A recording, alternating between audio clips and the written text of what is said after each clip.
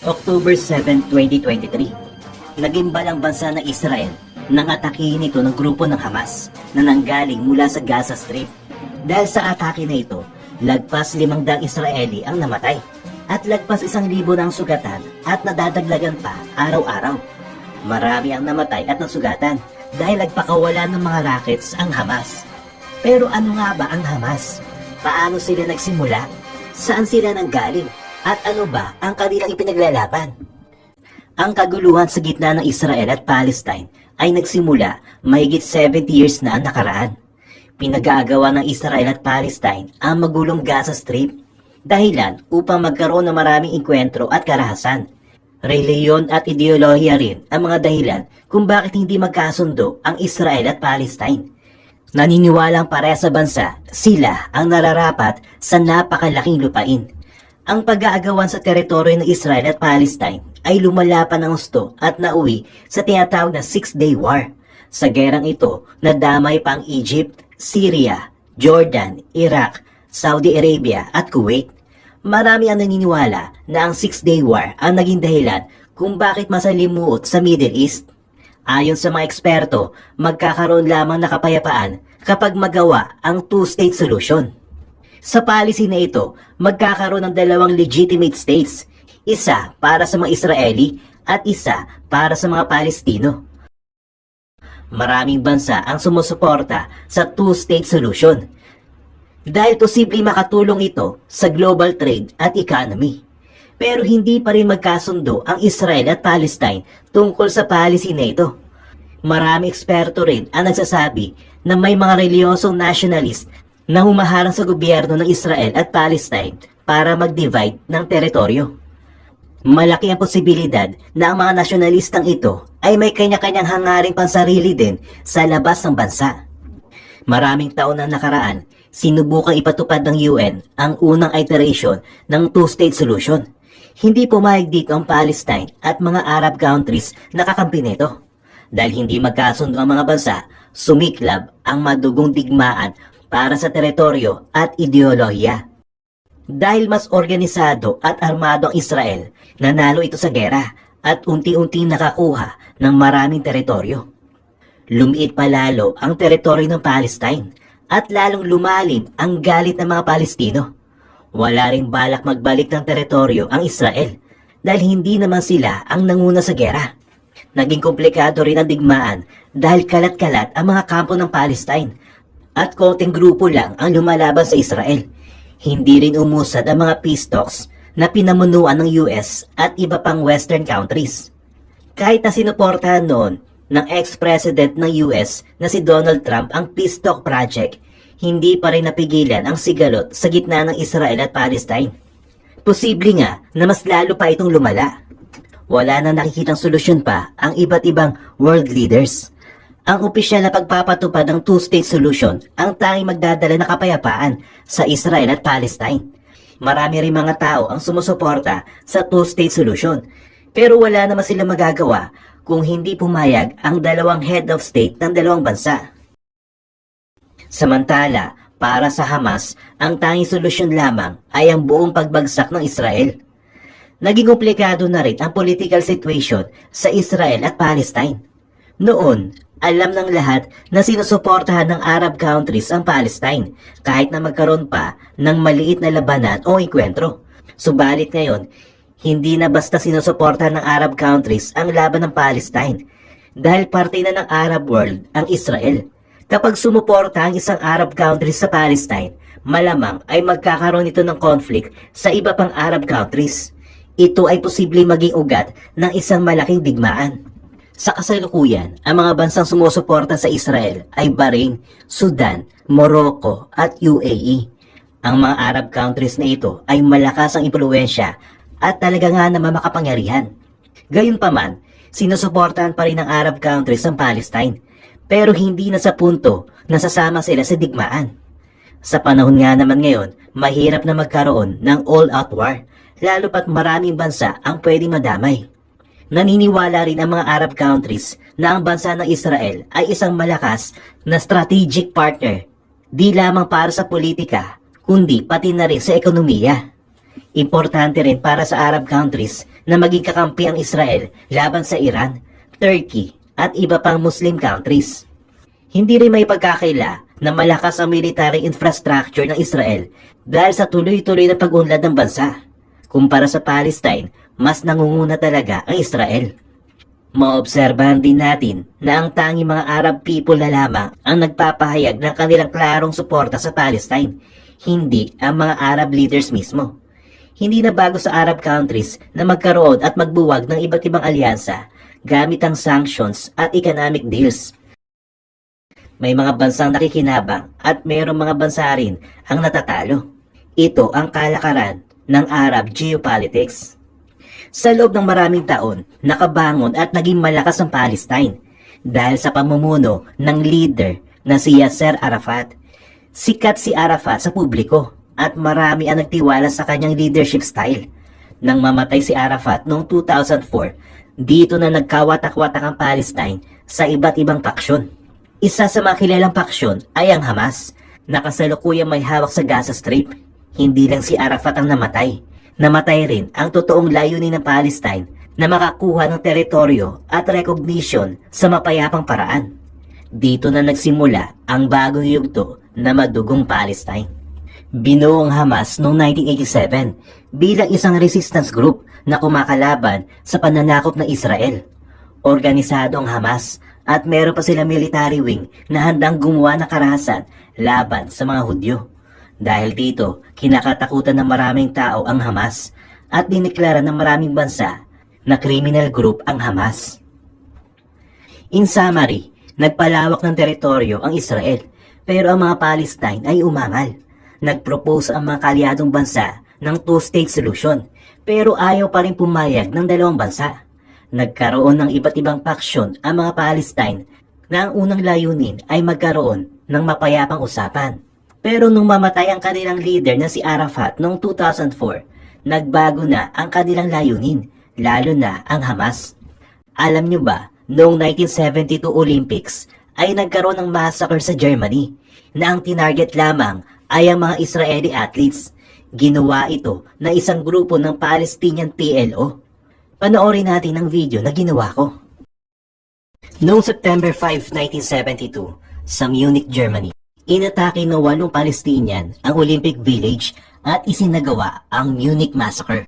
Dahil dito ay mas lalong uminit ang dugo ng mga Israeli sa kanilang mga mortal na kalaban at napagpasyahan na bumuo ng grupong maghihiganti sa ginawa nila sa kanilang mga kababayan. Binasbasan ni Prime Minister Golda Meir ang pagbuo ng Committee X, isang maliit pero determinadong grupo kung saan kasama siya at ang Defense Minister ng bansa nila na si Moshe Dayan at ang Director ng Mossad na si Zvi Zamir. Sa videong ito ay tutunghayan natin ang kwento ng Operation Wrath of God. Ang 1972 Summer Olympics na ginanap sa Munich, Germany, dinaluhan ito ng 121 na bansa at may 7,134 atletang mga lalaki at meron naman 1,059 na mga babaeng atleta naman. Napakamakasaysayan nito sa mga mamamayan at gobyerno ng Germany dahil ito ang pangalawang beses na sila ang naging host na Olympics. Ang una ay noong nabubuhay pa ang diktador na si Adolf Hitler na siya pa ang namumuno sa Germany noon.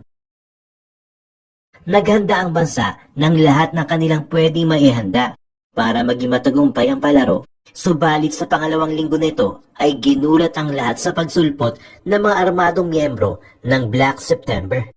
Ang Black September ay isang militanteng organization sa Palestine at ang pangunahing intensyon nila ay ang mga miyembro ng Israeli Olympic Team. Ang una nilang ginawa ay pinasok ang Olympic Village noong September 5 at agad nilang tinapos ang buhay ng 2 atletang Israeli. Pero hindi pa sila nakontento dito. Kinuha nilang bihag ang 9 pang Israeli at ginamit itong pang-bargain para sa 200 na bilanggong Palestinian na nasa Israel. Sinubukang iligtas ang mga bihag pero nagresulta ito sa pagkakapaslang ng lahat sa kanila. Kasama na ang mga 5 sa mga Palestinian at isang German police. Isa ito sa napakasakit na pangyayari na naganap sa kasaysayan dahil imbis na magpakita na pagkakaisa at pakikipagkaibigan nauwi pa sa kamatayan at ang masaklap, nagsimula dito ang assassination campaign na maingat na plinano ng mga matatalas ang isip ng mga opisyal mula sa Israel. Hindi man ito ang umpisa ng World War III, subalit ito ang naging simula ng assassination plots na tumagal hanggang sa mga panahong ito. Kilala ang mga Israeli sa kanila pagiging malapit sa kanila mga kalahi. Ang ginawang pag-atake ng mga Palestinians ay hindi nila pwede palagpasin. At ito mismo ang ipinakita ni Prime Minister Golda Meir. Sa pagbuo ng Committee X, minadali ang paggawa ng plano kung paano tatapusin ang lahat na may kinalaman sa insidente nangyari sa Munich. Hindi lamang ang nagsagawa sa pagpaslang at ang ng-hostage sa mga atleta ang target nila, kundi pati na ang mga sumuporta sa plano na pagsalakay. Habang inaalam nila mga taong may kaugnayan sa nangyaring pag-atake, ay gumawa ng isa na namang hakbang ang Black Group para mapalaya ang 3 nila kasamahan na nakapiit pa sa West Germany. Hinijack nila ang Lufthansa Flight 615 na papunta sana sa Frankfurt, Germany. Sinunod ng Germany ang kagustuhan ng mga hijackers at dinala sa Zagreb Airport ang 3 miyembro ng Black Group at dinala sa Libya at binigyan ng asylum ng leader nilang si Muammar Gaddafi. Mas lalo nabuhay ang galit ng Israeli dahil sa ginawa ng mga taga-Germany. At si Prime Minister Meir ay agad na nagdeklara na umpisa ng kanilang plano. Pagkatapos ay isa-isang hinanap ang lokasyon ng mga taong ito. Isang bagay ang gustong ipaalam ng mga Israeli sa mga Palestino. Hindi ito simpleng paghihiganti, kundi pinapatunayan lamang nila na hindi sila makakalimot at lalong hindi sila makakapagpatawad sa ginawa nila. October 16, 1972, mahigit isang buwan matapos ang Munich Massacre. Inabangan ng mga ahente ng Mossad ang Palestinian translator na si Wael Zwater. Ang Mossad ang covert intelligence agent at kilala bilang isa sa pinakamagaling na mga special forces sa buong mundo. 12 bala ang tumama sa translator na kumitil sa kanyang buhay. Ayon sa PLO, hindi kasapi si Zwater sa kahit anong militanteng grupo at nagkamali umano ang mga Israeli sa kanilang ginawa. Pero hindi ito nagpatigil sa kanila. Makalipas ang 2 buwan, ipinadala sa France ang mga Mossad na kukumpleto sa kanilang assignment. Ang tapusin si Mahmoud Hamshari, ang representative ng PLO sa France. Ayon sa mga taga-Israel, si Hamshari ang leader ng Black Group na nakabase sa France, kaya kailangan di siya iligpit. December 8, 1972, isang Mossad agent ang nagpanggap na journalist siya para makapasok ang kasama nito sa apartment na tinutuloy ni Hamshari at nilagyan ng bomba ang kanyang telepono. Nang makabalik ito, tinawagan pa ng Mossad ang kwarto ng target para masiguro na nasa loob nga ito bago pinasabog ang bomba. Hindi namatay si Hamshari kaagad at nakuha niya pang makapagbigay ng salaysay sa kapulisan, pero makalipas ang ilang araw ay natuluyan din siya habang nasa ospital. Ito ang naging simula ng sunod-sunod na pagliligpit ng mga Mossad agents sa mga pinaniniwalaan nilang miyembro ng PLO na nasa France. Pero sa bawat pagkakataon na hiningan sila ng kanilang komento ay hindi nagbibigay ng kahit na ano ang Israeli government. Pero sa pagkakataong ito ay lumipat naman sila sa Cyprus. Dito nila nahanap si Hossein al-Bashir, ang representative ng Fatah, isang tumiwalag na grupo ng PLO. Noong January 24, 1973, habang nasa kwarto siya nang tinutuluyan niyang hotel sa Nicosia, Cyprus, ay pinasabog ang bomba na nakatanim sa ilalim ng kanyang kama gamit ang remote detonator. Ayon sa source ng mga Israeli, si al-Bashir ang leader ng mga Black Group sa Cyprus. 2 buwan na makalipas, noong April 6, 1973, ang law professor na si Basil al-Kubaisi naman ang itinumba ng mga Mossad sa Paris nang papauwi ito galing kumain sa labas. Ang intel kay al-Kubaisi ay ito umano ang pinagsususpetsya nagbibigay ng armed logistics sa Black Group at kasali din sa pagpaplano ng mga Palestinian. At kagaya na nangyari sa una nilang biktima, tinadtad din nila ito ng 12 bala na nakasentro sa dibdib at ulo ng kanilang biktima. Dahil sa mga sunod-sunod na tagumpay sa pagpaslang sa kanilang target, ipinagpatuloy pa ng Israel ang pagtugis sa mga tao na nasa listahan nila. Pero 3 sa kanilang mga targets ang nagbigay sa kanila ng sakit ng ulo dahil nakatira ito sa lugar na bantay sarado. Ito ay sina Muhammad Yusuf Al-Najjar, ang operations leader ng Black Group, si Kamal Adwan, ang Chief Operations ng PLO, at si Kamal Nasir, ang Executive Committee member at spokesperson ng PLO. Ilang assassination attempts na ang ginawa nila, pero hindi talaga nila nakakamit ang gusto nila. Pero noong April 9, 1973, ang piling mga agents mula sa Sayeret Matkal, Shayet 13, at Sayeret Shanhanim na inutusang magsagawa ng Operation Spring of Youth, isang sub-operation na konektado pa rin sa Wrath of God. Ipinadala na ang Tier 1 agents ng Special Forces at ng Navy ng Israel para masiguro ang tagumpay. Pasimple nakapasok ang mga ahente ng Israel, sakay ang mga missile boats, hanggang sa dinala sila sa mga lokasyon ng mga targets. Nag-disguise ang mga ito na mga ordinaryong civilians lamang at pinasok ang mga kwarto ng kanilang mga target. Sa kasamaang palad ay may 2 Lebanese police officers ang nadamay, isang Italiano at ang asawa ng target na si Najjar ay nasawi din sa operasyon. Natukoy din nilang isang 6 na palapag na building na ginagamit na headquarters ng Popular Front for the Liberation of Palestine. Nilusod din ito ng mga komando sa Israel at nagawa nilang wasakin. May mga fuel dumps din at paggawa ng armas ng PLO din silang nilusob. Sa pagsalakay na ito ay tinatayang 12 hanggang 100 na miyembro ng PLO at PFLP ang kanilang napatay. Pero nalagasan din sila ng 2 miyembro. Pero ang kaisa-isang tao na pinaniniwala nila utak ng Munich Massacre ay nananatiling mailap sa kanila. Ito ay si Ali Hassan Salameh, o tinatawag na Red Prince. Marami ang nagsasabi na hindi umano totoo na si Salameh ang nag-utos sa nangyari sa Germany. Pero hindi naniniwala ang mga Israeli dito. Halos 1 taon din nila itong tinugis at noong July 21, 1973 ay nakakuha ng impormasyon ng Mossad sa pinagtataguan ni Salameh. Nasa isang maliit na baryo umano ito sa Norway. Agad ikinasa ang operasyon para i-assassinate si Salameh. Subalit mali pala ang impormasyon na binigay sa kanila. Ang inakala nilang target ay isang Moroccan waiter lamang pala na si Ahmed Bouchiki. 6 na Mossad ang naaresto na kapulisan habang ang leader nila si Michael Harari at iba nilang kasamahan ay nakabalik sa Israel. Nasampahan ng kaso ang 6 at nakulong, pero pinabalik din ng Israel makalipas ang 2 taon. Talaga palang planado ng mga Palestino ang lahat para mailigaw ang mga Mossad sa totoong destinasyon ni Salameh. Sinundan pa ng Mossad ang mga palatandaan na nakukuha nila.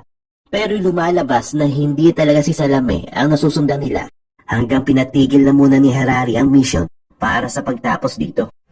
Ilang beses din naman nagsagawa ng kanilang pag-atake ang mga Palestino, pati na ang pag-assassinate kay Mir, pero hindi rin sila nagtagumpay. Kagaya ng hindi mapagtagumpayan ng mga Israeli ang pagkitil sa buhay ng Salameh. Pero ayon sa mga Palestino, ang mga tao may kinalaman talaga sa Munich Massacre ay nananatiling buhay. Hindi matagumpay ang Operation Wrath of God kahit natapos na ang ilang mga taon. Dahil buhay ang mga utak ng assassination na kagaya ni Abu Dawood. Maging ang pinaka-leader ng Black Group na si Abu Iyad ay hindi rin nila nailigpit at naitumba. Pero ang mga kalaban nila mula sa Tunisia ang tumapos sa kanila. Pero para sa mga Israeli, lalo na ang mga kamag-anak ng mga nasawing mga atleta, nakakuha na sila ng hustisya. Hindi man ang kabuhang hustisya na nais nila na iparamdam na umano na kanilang gobyerno ang galit ng Diyos sa ginawa nila pagpatay sa mga mahal nila sa buhay. Pero sa nangyayaring salitan ng patayan na magkakalabang bansa, mahihirapan ka sabihin kung sino talaga ang nakakalamang o meron ba talaga mananalo. Dahil hanggang ngayon ay nagpapatuloy pa rin sila sa kanilang mga labanan.